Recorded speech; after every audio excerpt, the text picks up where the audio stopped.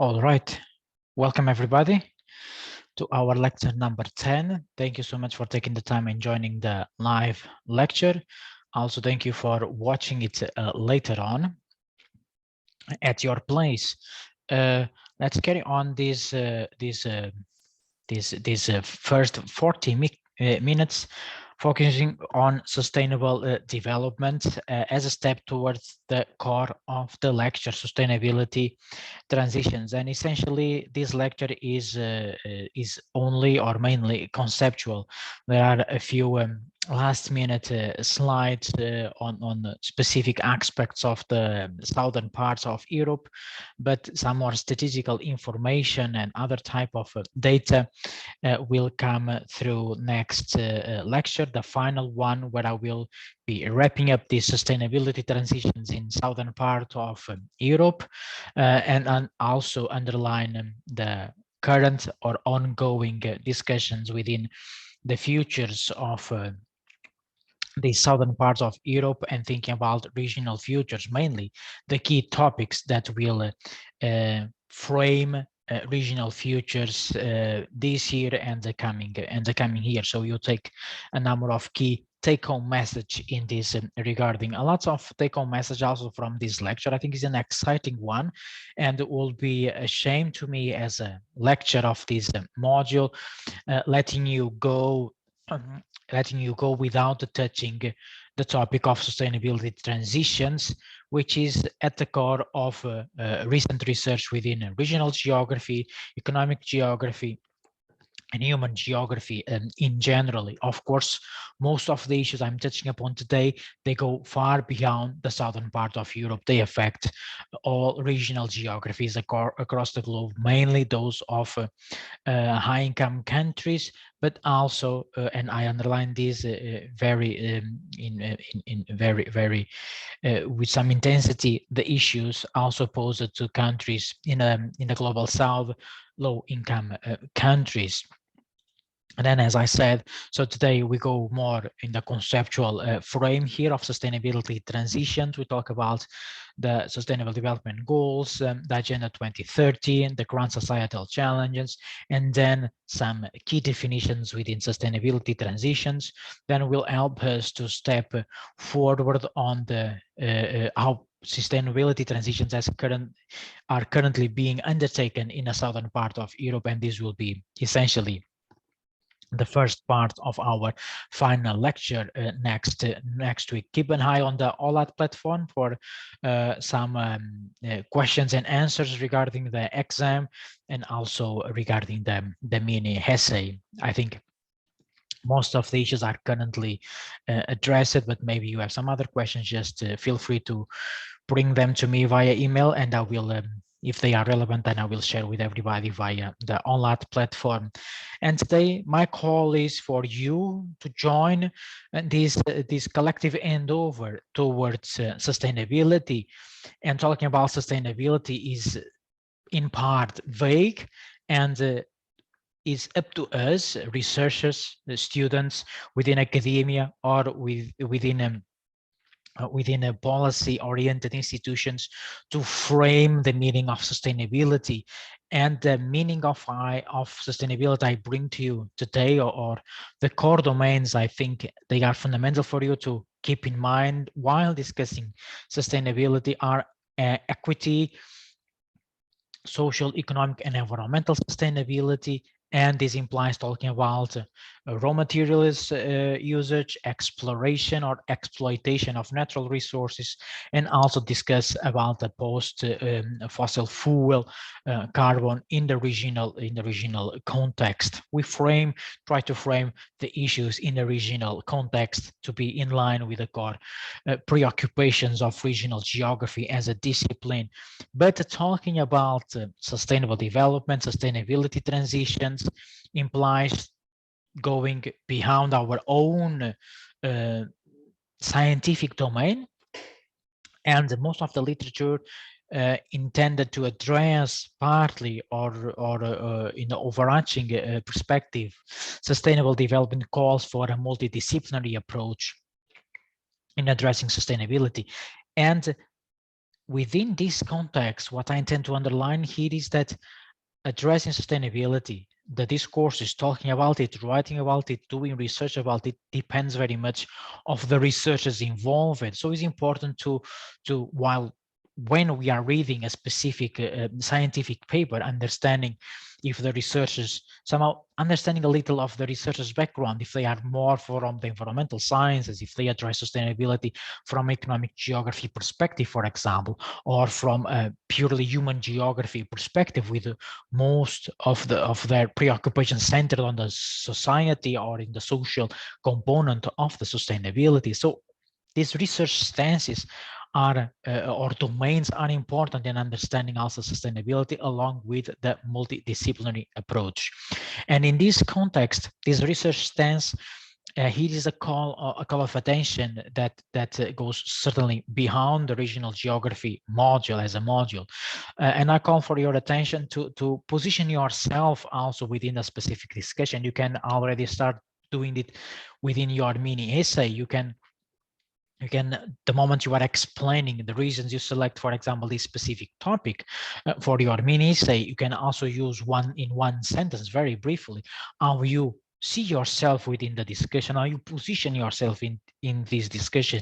And if you save that mini essay in your archives, and then you look into it some 2-3 years after, maybe the way you address the issue in this specific moment for this specific model, maybe they will change, because you will read a couple of books, you will read additional literature, and so the way you understand the problem, a specific issue, may be shaped by the way you also interact with others, you interact within the society.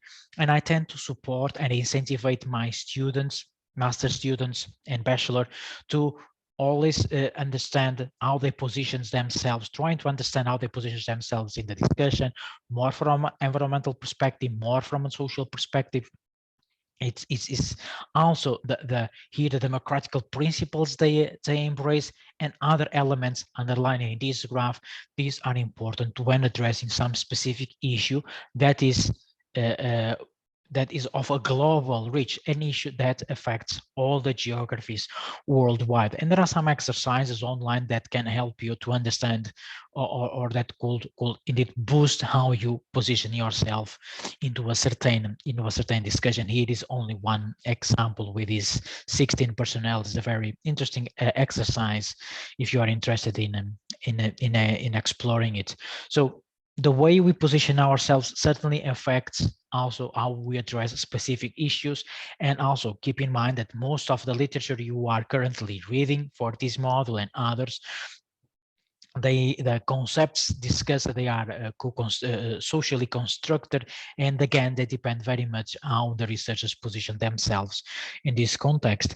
And the bridge here to the core of the lecture today is that, okay, although we have this variety of research stances, these research domains, various disciplines, the issues at stake are central, are global, and they should concern all the societies across the globe, not only those of high income, but also low and middle income countries worldwide. And we are talking about, and I will be repeating these challenges throughout the lecture: extreme weather events, food systems failures, along with related activities, biodiversity loss, geopolitical instability certainly puts society, humanity at a dangerous trajectory. And is also very questionable to look, for example, to the current geopolitical discussions just at the corner of Europe, and question how in current time in the 21st century such issues still occurring. And all of this certainly is of concern of geographers, of researchers, and also of policymakers. And we'll try to here bring these different perspectives into the discussion.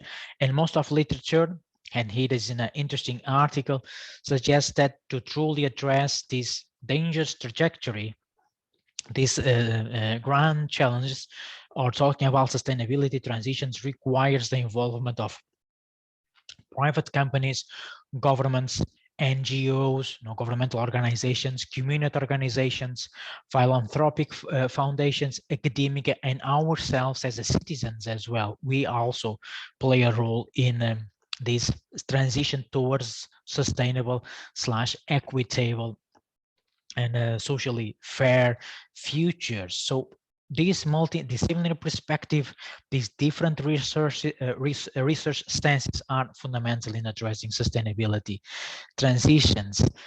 And we talk since the first lecture that within regional geographies, it's also important to position certain issue against a time frame, and trying to always trying to understand how other elements have been evolving while certain issues are occurring. So this discussion within sustainable development is happening since some time ago, while other crises or other events were also unfolding, and for example affecting southern part of Europe. So while discussing the discussions start becoming stronger in terms of how to secure a sustainable future, start occurring in the beginning of the 1970s. Later on, some countries in Europe start joining the European Union, such as Portugal and Spain in this context. So the moment they enter the European Union, a number of discussions regarding sustainable development were already unfolding. And then the discussion start evolving and some issues start coming, start making this definition of sustainability and sustainable development stronger and more overarching. And when the world, the humanity in general, reached the year 2009 in the immediate period after the post-financial crisis, 2007, 2008, and we have been underlying that this crisis affected the Southern Europe dramatically in terms of their economy and the social dimension as well. While all of these events were taking place, the discussions within sustainable development, they were also taking place and involving a number of institutions, public and private. And then the moment within these evolutions, the importance here is that most of the discourses and actions, they also start becoming more concrete, more operationalizable, I will say. And the sustainable development goals are probably, I will say, the flagship, the cornerstone of the operationalization of sustainable development, somehow help it to give some meaning to the definition of sustainable development. And now, while European Union and North America, for example, are discussing the Green Deal, the humanity is facing the crisis related with the COVID-19. So still debates are ongoing while other crises are unfolding. So it's always very interesting to analyze from a geographical perspective the evolution of such discussions in relation to other events such as crisis, economic crisis, or social crisis. And all of these discourses, they have been taking place all around the world. We have these different climate conferences taking place mainly since the 1987, the flagship event giving birth to the sustainable development as a concept. We have the Kyoto in 1997, the Rio de Janeiro conference, more recently the Glasgow conference, which again places or prioritizes sustainable development, but again with a particular element of having or putting forward the sustainable development goals as a fundamental framework, which I see it as a more a framework helping to operationalize such a concept. And you are probably all familiar with the definition of sustainable development. You probably have been talking about it since the beginning of your studies. It is again a flagship document coming from the Brundtland Commission, discussed between 1983 and 87, and the main reason behind this document and the definition of sustainable development can be linked to the fact that the societies, they were growing economically and socially. They were growing mostly, but not necessarily facing or being developed in the more harmonious way, social and ecologically. And this growth was not really feeding a long-lasting prosperity. And against this background, the Brundtland Commission came with a definition of sustainable development as a way to try to harmonize this economic growth with ecological and social preoccupations in a way to guarantee the long-term prosperity of the societies. And the most common definition of sustainable development brings these needs of satisfying current aspirations, needs of the society without compromising the satisfaction of the same needs or aspirations in the future. An important element that I believe still somehow being neglected, although a lot of research is currently being doing more focus on the global south, is that this document from the Brundtland Commission underlines not only this satisfying the present without compromising the future, but underlines also that countries in the global south, the so-called low-income countries, a better definition in comparison to developing countries, often very depreciative of the capacity of the countries in the global south. So low-income countries, they should also benefit from this economic growth that is taking place in other geographies of high advanced countries in the north, for example. And it's still very much, and we see, for example, during now the distribution of vaccines against COVID-19, this unequal distribution of vaccines worldwide. So since 87, the calls for paying attention to how the global south countries, low-income countries, are also benefiting from this sustainable development is important and should be also at a cornerstone of any activity and strategy within the aim of achieving sustainable development that brings together social, economic, and biological/ecological dimensions in also in a framework or in the system. It's still very challenging to truly achieve sustainable development. And again, what I will talk next, the Agenda 2030, the Sustainable Development Goals are now in place, helping to achieve or to operationalize the Sustainable Development Goals.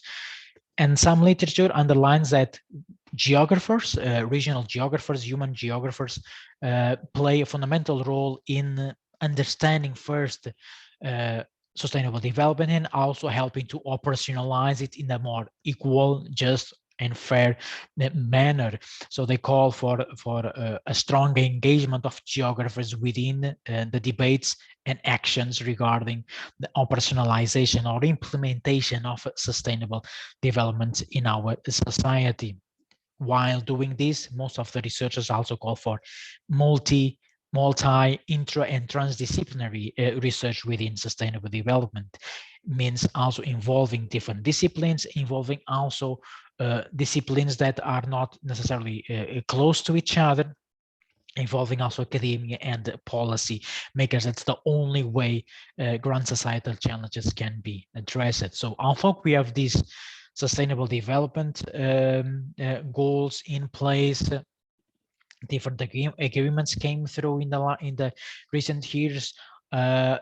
Also, most of the academic research still positions society at this junction or at the interchange of different challenges, and trying to still understanding the best way to really solidify or boost sustainability towards the future. So it's important that that we also understand the way these events are taking place, the evolution within these events regarding, for example, climate change mitigation or sustainable development. They also follow some extent trends within academia, and academia also follows trends within policy making. So we have these different disciplines coming to polish sustainable development, and then there's this evolution of discourse from sustainable development per se to a discussion or to a discourse more centered on transitions, sustainability transitions involving not only this social, economic, and ecological domain, but also an essential technological component as essential as an important I will say, mechanism to support this transition towards sustainable futures. And why we need this? Because we are confronted as a society, as a humanity, with grand societal challenges. And you are also probably familiar with some of these challenges. They affect the southern part of Europe and elsewhere, other geographies elsewhere in the world. And just to underline a few of them, these grand societal challenges, they are related with demographic challenges, aging of the population, or dramatic population growth in some low-income countries of Southern Africa, for example, issues regarding with food security, land degradation, how to secure the development of agriculture in the most efficient and sustainable manner, discussions about the bioeconomy, water management, how to supply cities and urban regions from the renewable resources, how to secure also this transition within the transportation sector towards more ecological and environmental friendly modes of transportation, how to plan all of these, and also to continue offering to the society social services that they need to secure their own prosperity and livelihoods as well. Also implies discussing about mitigation of the climate change, also support the transition towards inclusive, diverse, innovative societies, and also to address common challenges across the world regarding, for example, migration patterns. So grand societal challenge, they call for this multi-transdisciplinary research. A lot of these frameworks are in place to support addressing these grand societal challenges. I'm talking about the Agenda 2030 and the Sustainable Development Goals, but more needs to be done. And now we have this overarching discourse around sustainability transitions can be then disentangled in energy transition, for example, also taking shape and helping policy makers to propose different measures. And most of these challenges, they relate with different type of disciplines. I underline here only a few of them. And the idea which I intend to underline with this slide and the next one is precisely what I mentioned to you, or I commented to you in the beginning of this model, talking about regional geography is about bringing different topics together into the discussion. So when we are talking about the challenge of aging of the population, demographic challenge in the wider concept, we can then discuss, for example, the impact of this aging population becoming older in the markets, for example, how industry will address this challenge, how this will affect the production and the consumption patterns, for example, the evolution in the technological domain, for example, with a dramatic increase of social media platforms that tend to boost some sort of individualism, how this will play in the society, how this will affect, for example, networks or friendship within the society. So as you see, involves the evolution in one domain, for example, the technological one might call for the attention of psychology, sociology, ethnography to try to address this challenge. Regional geography somehow tries to understand these issues in this wider perspective and trying to bring different domains together to understand the issues at stake. Globalization, for example. So while many societies in Europe were already advanced within this process of globalization, when countries of Southern Europe joined the European Union in '86, such as Portugal and Spain, coming from anti-democratic societies, they had that to speed up their integration to catch up with other countries that they were already in this process of globalization. So try then to transfer such a trend to the global south, how African countries, for example, can in a sustainable manner transition themselves and trying to catch up with the globalization of the society. Maybe they don't really have to follow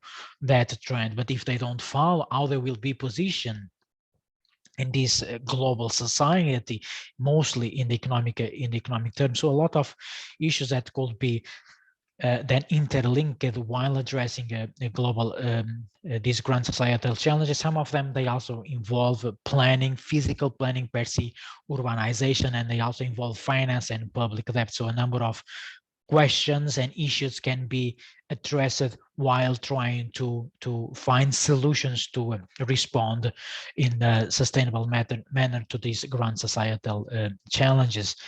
Two important frameworks in this context, the Agenda 2030 and the Sustainable Development Goals, they are, of course, interlinked. As the Sustainable Development Goals, they emerge after the consolidation of the agenda 2030, which places people, planet, and prosperity at the center of their core preoccupations, while trying also to strengthen the universal peace worldwide.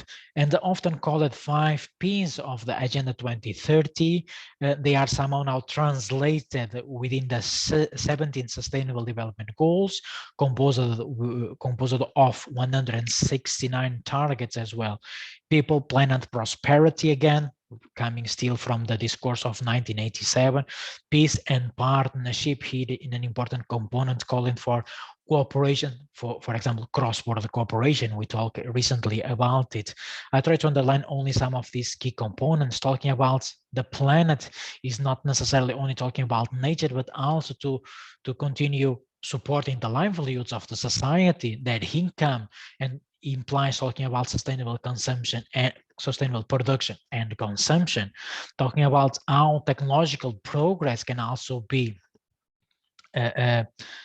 transferred in benefit of the society, in how within these technological evolutions, social and economic concerns, aims of prosperity, how to secure equal, fair treatment of the labor force worldwide, not only in the most industrialized countries, but also in those where agriculture, for example, is a pillar of that economic geography, and calls for an intensification of collaboration and cooperation involving different institutions also worldwide. Two slides underlining here a little bit out of context how this is progressing in southern parts of Europe, in Portugal. And then you see also, even these are only some sort of headlines, how the countries address or integrate or deal with these frameworks. We have here Portugal coming with some concrete measure or aims of addressing or mitigating climate change, and their core preoccupations are the operationalization of the Sustainable Development Goal number 13 on climate change, or the number 14 on water management. Let's put it in these terms. And Spain is progressing by acknowledging, yes, we will deal with Agenda 2030, we will respect the Paris Agreement, and we'll do the necessary, without coming to a very specific terms now to address it. Very much the same happens with Italy, that places or acknowledges the 5 Ps as essentially in that and then move towards sustainable futures. And we have Greece here again with a more concrete approach, calling or paving the way for a reinforced position of the environmental concerns within the constitution. And they were one of the first countries to integrate environmental concerns within their constitution. Different speeds also in the Western Balkans. We have Albania. You remember the slides on that, different speeds in terms of the integration in the European Union. And what I want to underline here is that the case, this European integration of Albania and Kosovo and other Western countries, that their integration, those 35 chapters of the integration in the European Union, somehow is helping to accelerate their approach towards the Agenda 2030, or how they try to operationalize the Sustainable Development Goals. So addressing these chapters with the European Union somehow is forcing them positively to move towards these sustainable futures. I found this progress in Kosovo particularly interesting. Although they are not a member of the United Nations, there is some sort of committee, entity in charge of preparing an action plan, somehow helping Kosovo to operationalize the sustainable development goals. And they are currently preparing, or is already prepared, a common development plan, helping the country to operationalize the sustainable development goals and then move towards sustainable futures. Maybe I'm going a bit fast in this regarding, and we are moving it from global to local discussions, from this global agenda 2030 to some of issues in the Southern Europe, and that's precisely what I want to underline here. Although we are talking about these globalized frameworks within sustainable development goals, agenda 2030 is important not to neglect the local level, the importance of the local level. And having this discourse, global, and local again, is fundamental to truly support this transition towards sustainable futures. And how to do that?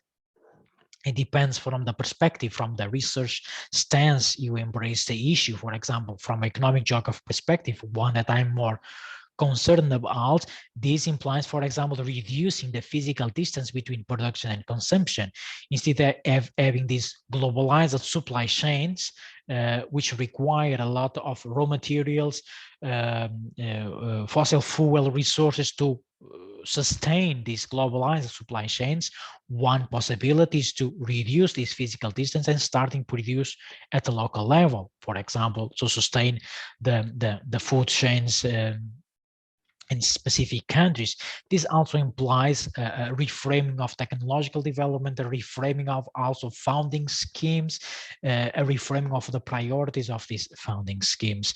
It's also important to establish links with the consumer, so the consumer starts valuing the local more than in current times. And to achieve this is also important to valuing local resources, essentially more than having value to local resources. The meaning here is to value local resources and value how local institutions, community, neighborhoods are dealing with some of these challenges. For example, within the food systems. It's also important to address the issue from a more, I will say, marketing communication perspective, because sometimes, you remember, I mentioned this also, is the discourses are fundamental to try to shape or reshape behaviors of policymakers and also of consumers as well. Two examples here from the literature. This is a particularly interesting article called "Small Wins for Grand Challenges," and I will try to summarize the findings of this article. They underline the importance, or they value, or they try to call the attention for the need to value local initiatives, local resources, local institutional arrangements, or local governance arrangements as a fundamental steps to address these grand globalized societal challenges. So the local are cornerstones, or the local should be pillars of the operationalization of these frameworks, these globalized frameworks, such as the SDGs, to address the grand societal challenges. In this regard, it's important to accelerate this bottom up, this place-based initiatives, and they will, if they are guided in the form of a mission with some specific, concrete, measured, and and realistic goals, they will then support addressing these grand societal challenges. Another interesting publication that underlines the need to have these integrated solutions to address one of the main challenges, that is the mitigation of the climate change. And these researchers, they propose integrated solutions. So instead of talking about this social, economic, and ecological domain, they bring now the technological component as an essential domain, as composed of different solutions to address or help to mitigate climate change. And here they mostly underline nature-based solutions, this having or improving the greenery and green spaces, public spaces within cities as a fundamental step to mitigate climate change. So they call for here a couple of examples to community consultation within planning processes. It's important to involve the local community in the physical planning of their neighborhoods and then of the overall city. They call for public awareness campaigns. Here it helps to underline what I mentioned to you before of using communication strategies to try to shape discourses and then shape behaviors as well. So integrated solutions, and also together with this multi-transdisciplinary approach, research, within research and policy, to mitigate or to address the grand societal challenges, including mitigation of climate change. We can all play a role in this regarding. We can try to address or implement within a place-based context, within at a neighborhood level, for example, the Sustainable Development Goals, or we can just keep following business as usual, and probably we will kill at the beginning this all these global discourse of sustainability transitions. Yet it's important to try to understand what is at stake within this scenario of business as usual, or a scenario of adopting integrative solutions, of accelerating place-based initiatives. Is important to understand what is at stake in both scenarios, so then we can move forward. And in this context of moving forward appears the all this discourse within sustainability transitions that appears currently as a major opportunity, but still opening to some criticism, and it still a lot to go to really polish ways of addressing in the concrete terms, or in coming up with action plans to truly address sustainability transitions. And I think because of the amount of information within the first part, is now a nice time to do a 10 minutes break here, and we'll catch up at 1 p.m. And but do you have questions at this moment that we would like to address, or something that within your background that could be helpful here for our understanding as well? Otherwise, you can all go to drink some coffee or do some other thing, and we'll meet again at 1 p.m.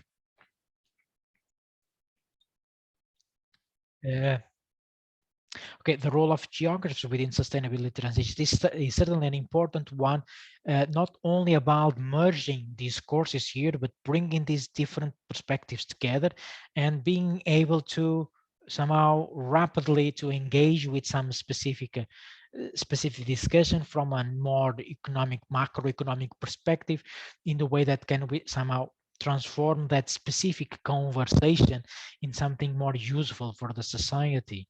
And because also sustainability transitions, or the conditions too, imply talking about issues that are fundamental within human geography, governance, the geographical context where of the things, and also now the more social technical dimension.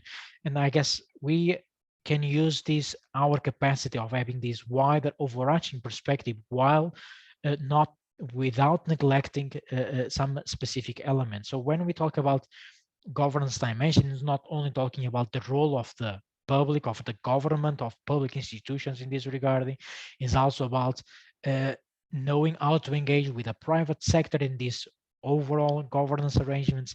Is also important that within this context of sustainability transitions, we will have always some specific interests at stake from private actors, for example, and they play a fundamental role sometimes as a drivers or as a barriers to some kind of innovation that could lead to a sustainability transition. We have barriers still blocking the progress of the circular economy, or of a slower pace innovation process that goes against this fast fashion and fast food.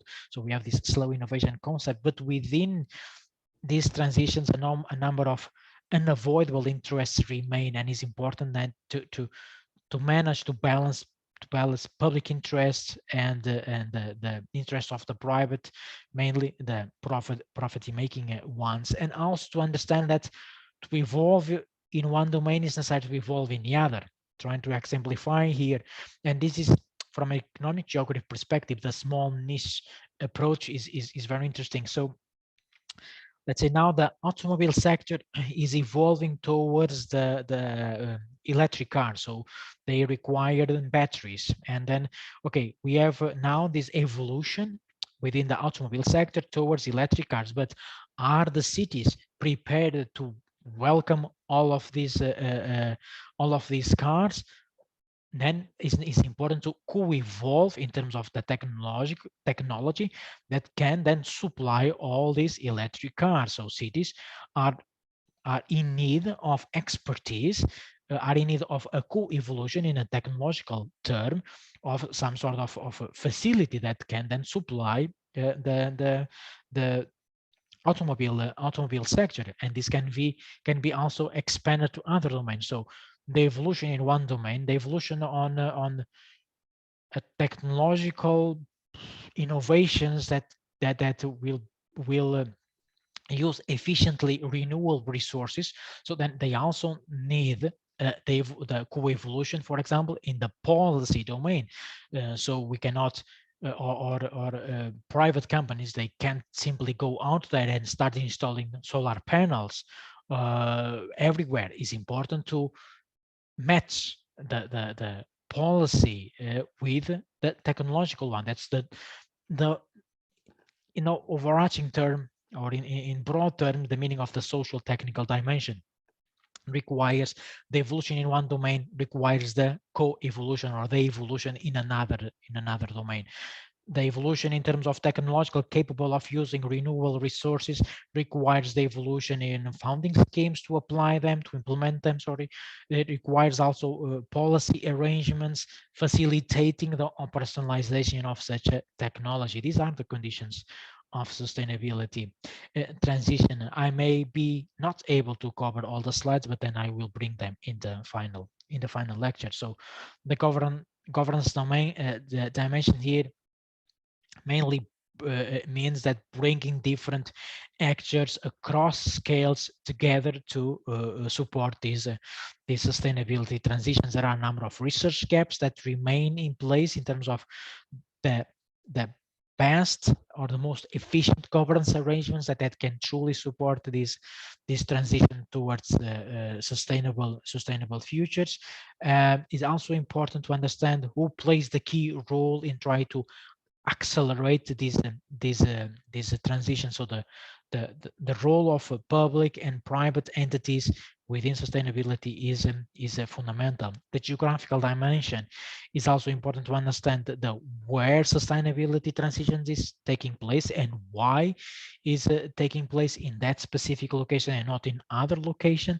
And this is now more dear to human geography, this uneven development on sustainability transitions, and most of the research, part of the research is still ongoing in this domain, trying to understand why these advanced societies of high-income countries are already quite advanced in terms of sustainability transitions, in terms of using hydrogen, for example, in terms of implementing supply chain laws that try to bring some equity and fairness to the labor force within the fashion industry, such as the case of the supply chain law in Germany. So core of human geography and regional geography is understanding why sustainability transitions are taking place in one geography and not in the other.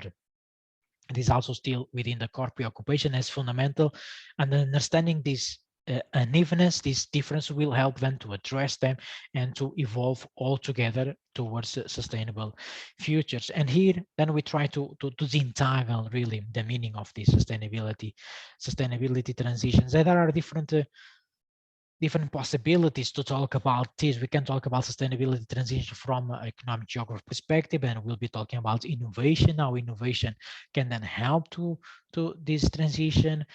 Development means going from one situation to a better one. It implies talking about evolution, game changing, a realignment of goals, redefining strategies in this context, and a number of authors define transitions as the result of this co-evolving process. Okay, very much underlines what I just commented 2 slides before.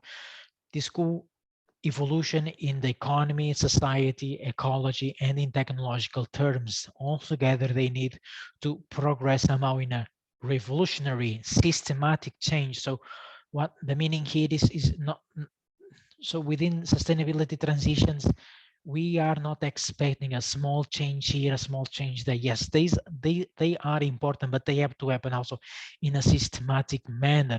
Again, and very much is about the evolution in the energy sector, using renewable resources, using the batteries in the automobile sector, improve, for example, also the bicycles for longer journeys, supporting the mobility. But this needs to be systematic. So it's not the important aspect within sustainability transitions. Okay, we might need indeed better bicycles with battery for longer journeys, but we also need the municipalities, the regions, and the countries to improve the infrastructures. A co-evolution is a fundamental step within transition, and you may expect within the exam such a question. So again, I'm really against questions that are very much at a secondary level, or please define sustainability transitions. But what I really want is that you bring into the discussion these kind of sometimes frictions or paradigms. Okay, it's very nice that we all have these fantastic technologies progressing into the future in a more sustainable manner using renewable resources. But then if the planners working city councils or regional councils are not capable of envisioning the future and preparing the infrastructures to welcome this, then we certainly go nowhere. If we keep expanding the cities and the car parking the cities and not improving the infrastructure for bicycles, for example, or to supply electric cars, then we still go nowhere. If we still investing in fossil fuel as a main resource to heat housing developments, then we still probably will go nowhere. So we have to, that is important to evolve in different directions. That the sustainability transitions main literature underlines this co-evolution, and again is very much about this shifts, these systems innovation. Innovating in one domain requires sometimes really forces other sectors to innovate. It's about social and technical configurations. It's about improving the technology, but also improving the social slash political slash policies slash plans. Okay, this within the social many dimensions can come through. It's also about a shaping of cultural discourse. I think one of the slides next will underline this change in the cultural discourse. So we are defining transitions, but still these are still part of the conditions supporting this transition. So co-evolution, different multi-actor interaction supporting it, scientific community, interest groups, private groups. It also implies sometimes a radical change, a complete ban of eventually will come or will reach 2030, and we'll see that we hardly mitigate climate change, and we really have to completely disrupt the fossil fuel sector. So a radical change is needed to truly support this transition. Means make things differently and in a systematic, strategic oriented manner towards 40-50 years ahead of our time. Some of the challenges within transitions, as we are transitions try to address societal challenges or grand societal challenges, if you wish, but there are also some transitions, and the literature underlines some of these challenges are mainly related with acceleration. Means that we have this some sort of a small niche innovation happening in one specific sector within the energy, the automobile, the industrial sector. Okay, happens in one specific location, territorial, or within a sector within the industry, for example. The challenge is how to accelerate this and then somehow translate it towards the interest of a global society. So one of the challenges within sustainability transitions implies how to better accelerate niche innovations, for example. Here is the example of the energy transition. So within the renewable energy transitions, so if okay, we have the progress or innovation within the energy sector, or using energy to supply cities and regions from renewable resources, is important to also improve again the grid, the energetic grid, the infrastructure to truly expand / accelerate this transition. So is one of the challenges within transitions involves these some of these aspects. And here also a simple slide, but underlines what I've been calling for within this regional geography model, is the interrelationship of different topics. Mitigating climate change, we certainly need new technology, but we also certainly need a change of behaviors of ourselves as a consumers within the society.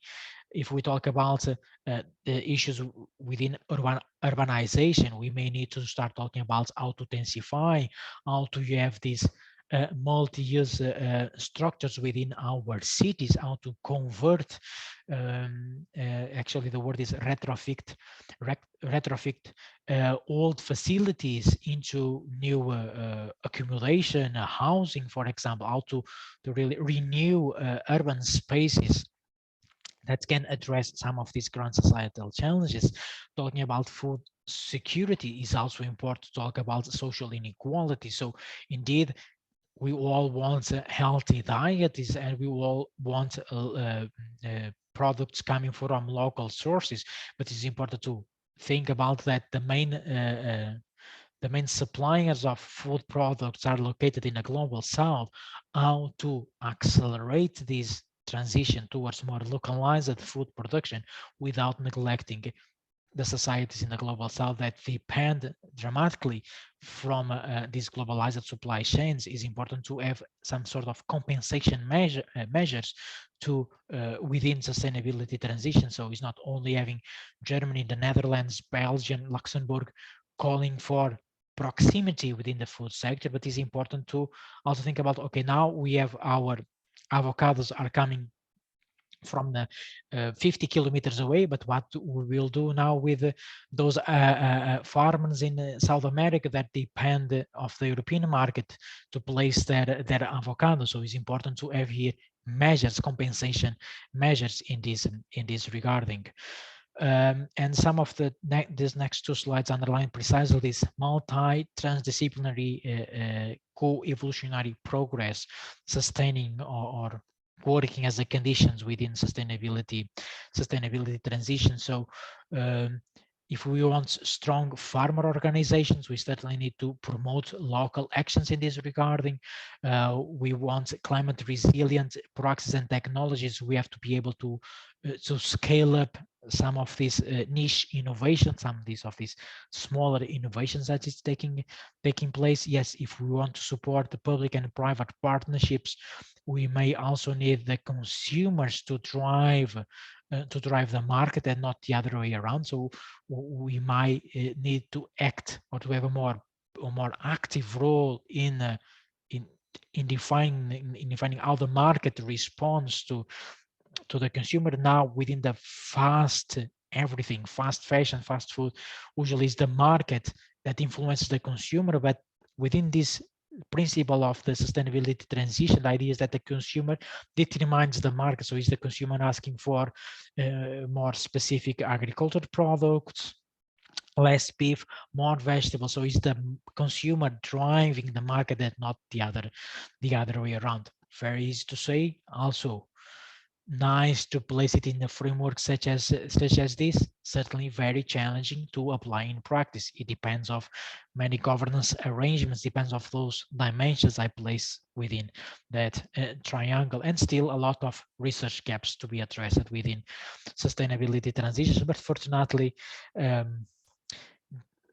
scientific institutions, those that are in charge of founding research, are open to these gaps, and they have been founding interesting research projects in this regarding. And from the research projects, probably some of the findings can lead to this niche, smaller type of innovations supporting the sustainability transitions. Some of these gaps remain very much are linked with how to balance the public interest with these incumbent, deeply rooted private interests of the private oriented or profit oriented interests. How to balance these different interests while discussing how to reach sustainable futures. Currently within research, here a complex diagram that underlines the main domains, the main disciplines involved in sustainability transition research. So we have human geography here. I place myself regional geography somehow between human geography and regional/urban studies. Transition studies, a bit more specific discipline, and we have most of the subtopics within sustainability transitions involve multi scales, involves how different geographical entities, also cross borders, for example, can come together to support sustainability transitions. Other domain of research is placed more within evolutionary economic geography, for example, new path developments, green path developments, how innovation can also go from this niche, this smaller context, to a larger one, or that can influence one entire sector, for example, the industrial sector, and most of the research conducted in this regarding. In another domain, more with a number of publications, comes from the urban experimentation. And I mentioned to you the importance of experimentalism earlier on, and within sustainability transitions, experimentalism is also a fundamental element to try to come with more concrete, effective solutions to support this sustainability. And here, some of these diagrams are coming from the literature within from this group of literature of evolutionary economic geography, and they call to, or they underline this multi-actor network that paves the way towards sustainable future. So we have, when we are talking about sustainability futures from an economic geography perspective, we have to understand who is involved. We have the suppliers of raw material, for example.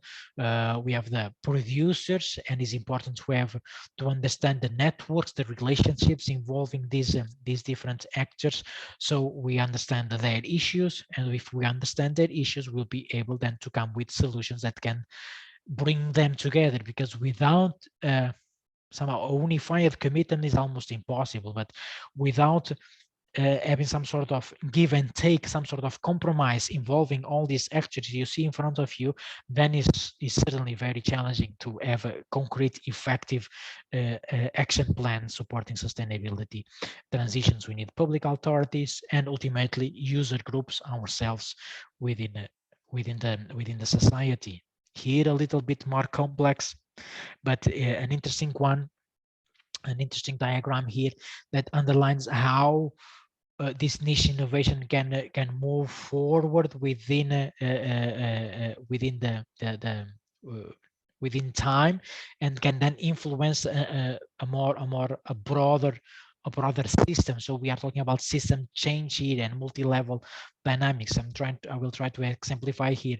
So the idea is that we have this niche innovation, that's a small innovation that is only sustained through small network of actors, and then okay, they can remain here in this context without evolving through time.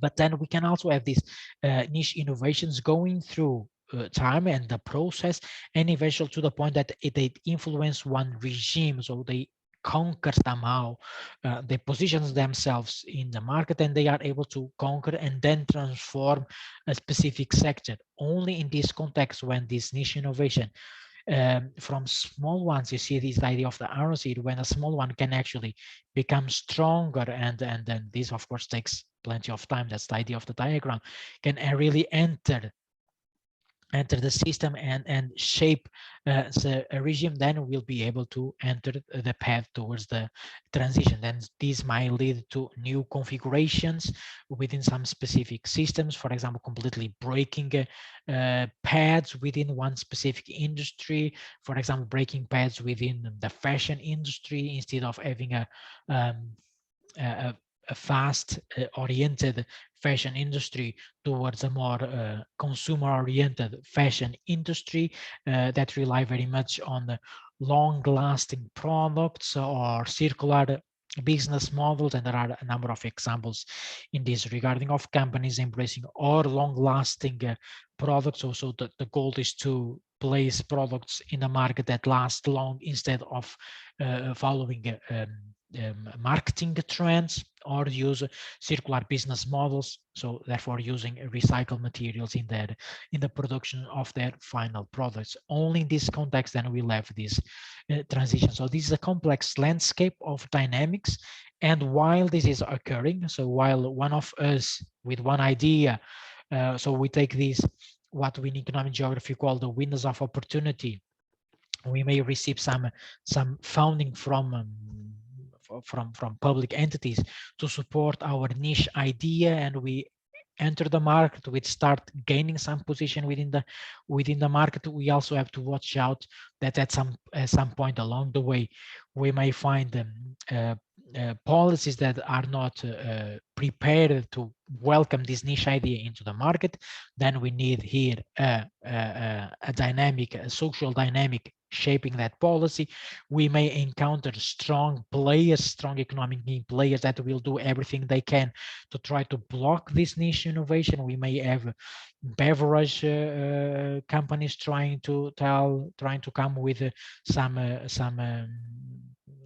some kind of drinks that are low sugar. They argue that they are low sugar, but they are so strong, they through their marketing campaigns, they will be able to somehow stop this niche idea to enter the market. So it's important to keep in mind those challenges within the sustainability transitions, and the power of private interest somehow in uh, hindering, in blocking progress, or sometimes also in facilitating. They can also see that certain niche innovation, an idea can become really an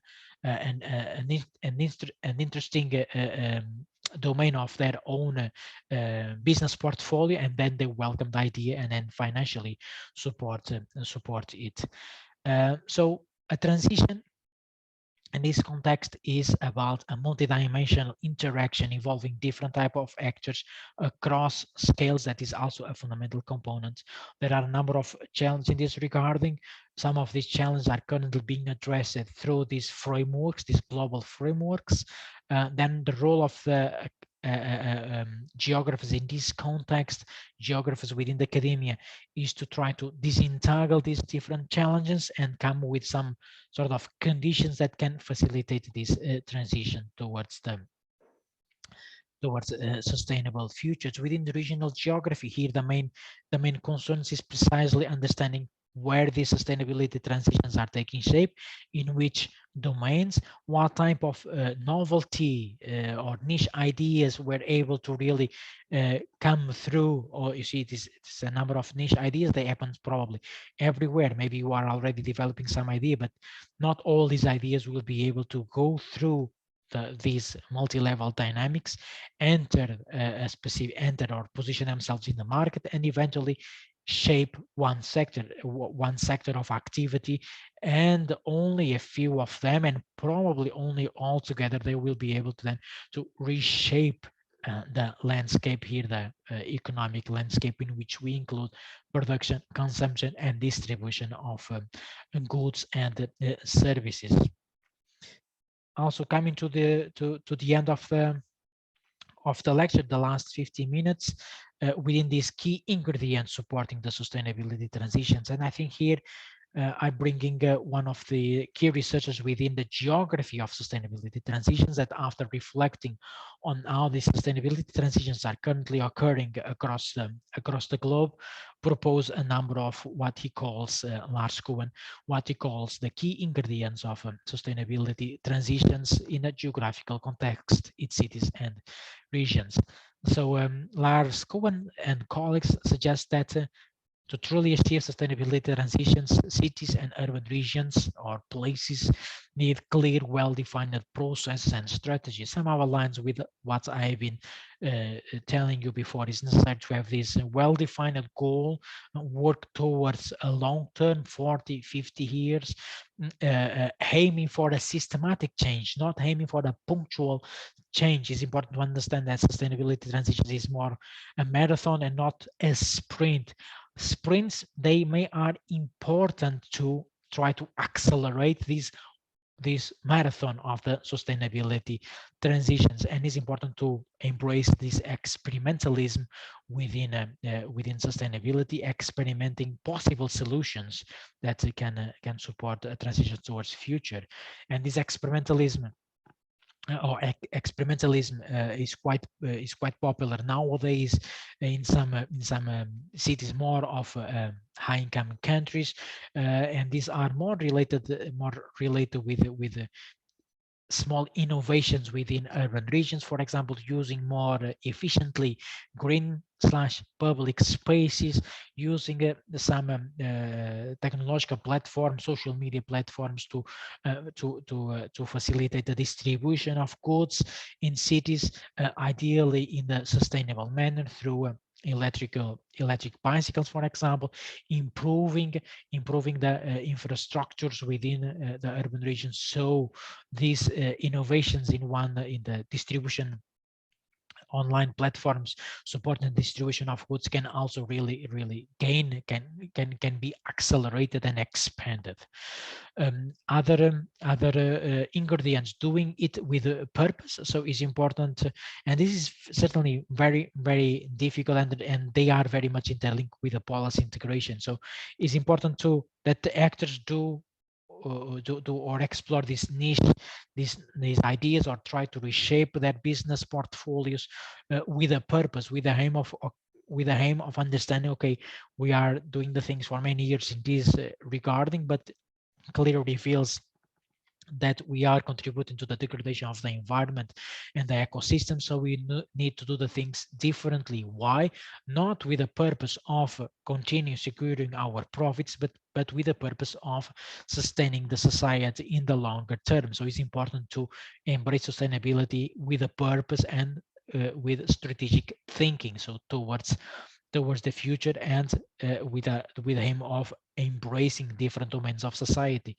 And in this context, talking about policy integration is certainly fundamental. And here I've been thinking, and yet I'm not capable of exploring this in terms of research from a smart specialization strategy. Probably here the tendency will be to talk about 4 S's: sustainable, smart specialization strategies. So trying to value the local level, but in a sustainable manner.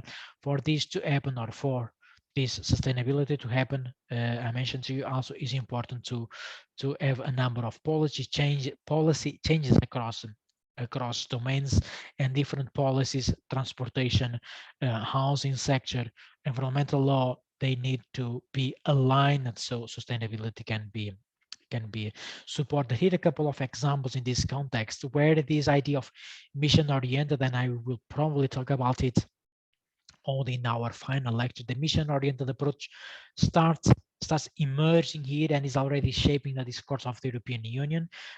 For instance, starts to emerging from these key ingredients for an acceleration of sustainability transitions. We have here an example of in the electricity sector. So, and I think I also mentioned this earlier. So we need this co-evolution.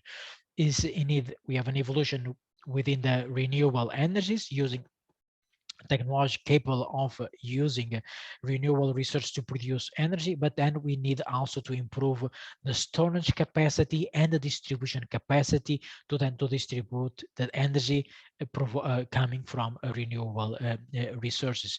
So we have, for example, in Germany, a lot of progress is being made within the energy transition sector fundamentally, but it's also important to improve the grid capacity and transportation capacity of this energy throughout the country, and this is currently leading to some uneven development in terms of energy transition within Germany. There are some parts of the country more advanced as the infrastructure also follows or co-evolve the evolution within technological domain of energy. Other parts of the country, they still lagging behind in terms of their capacity to absorb energy from renewable resources. And in Norway, for example, an hydropower is benefiting from an evolution in terms of technology, but is now becoming a very popular domain. So this is also leading to a stronger competition involving different actors, and is important also to balance these different interests in a way that instead of becoming very much capitalized or neoliberalized sector, the hydropower becomes one that benefits the society at large, not specifically those involving actors. Another component here with aligned with the strategic thinking is and I mentioned also, is the phasing out of policies that can be played here in the context of global north, global south, on how healthy diets in the global north will impact the livelihoods of farmers in the southern part of Africa, but can also happen, for example, in Germany, where this phasing out of mining activities requires changes in terms of policies and changes in terms of labor market as well, on how to continue providing financial support to the workforce that used to work in mines when they close. So these phasing out policies are fundamental to reach the principles of sustainability transition, that is equitability within this transition. So it's important not to embrace only one side of the transition that is good for the environment,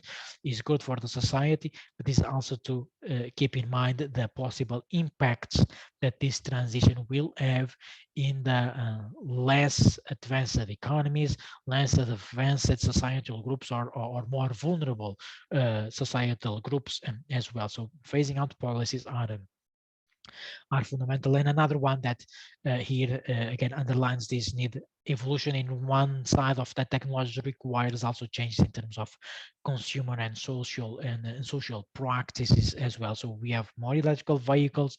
We also need refueling stations for such vehicles. And one of the challenges within sustainability transitions lies on this focus on consumers and social practices. Changing social practice is certainly very challenging. While policymakers can propose a number of new environmental laws, forcing some sectors of activity, industry, for example, to reduce their fossil fuel consumption, to reach net zero emissions by 2030, 2050, it's certainly very challenging to force ourselves, consumers within society, to change our habits. This needs also an overarching intervention that go from marketing strategies, communication strategies, public awareness campaigns. So, and then the policymakers find themselves here in the scenario of frictions or possible frictions with those that will eventually at some point will vote or go into the elections for them. And this involves, for example, fast fashion, fast food, taking the plane. So forcing ourselves consumer to change our habits, it remains one of the challenges in sustainability transitions.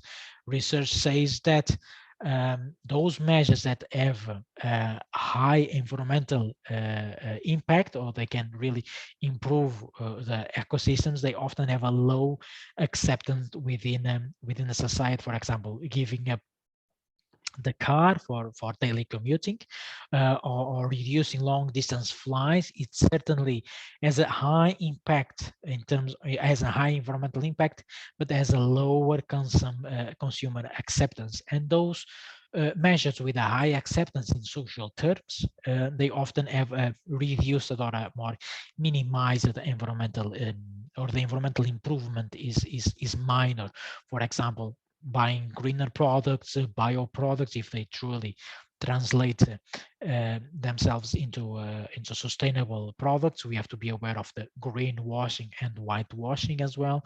Upgrading home appliances, some of these are easier measures that we can, as a consumers, do very easily in our household, or when we go to supermarket, but then they have a minor environmental impact. Then we can argue that okay, one step at a time, altogether we'll be able to have a higher improvement. But then the acting or working in this domain of influencing the consumer to shape the social the habits, or reshaping social practices, certainly remains a challenge for policymakers to deal with. Another challenge involves the political power and the lobbies and the private interests.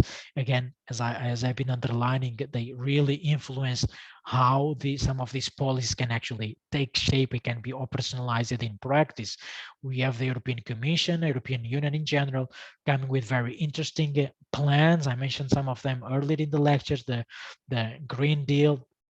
There is also a number of policies within the circular economy, but then they lack funding to really support the operationalization of these measures at the ground.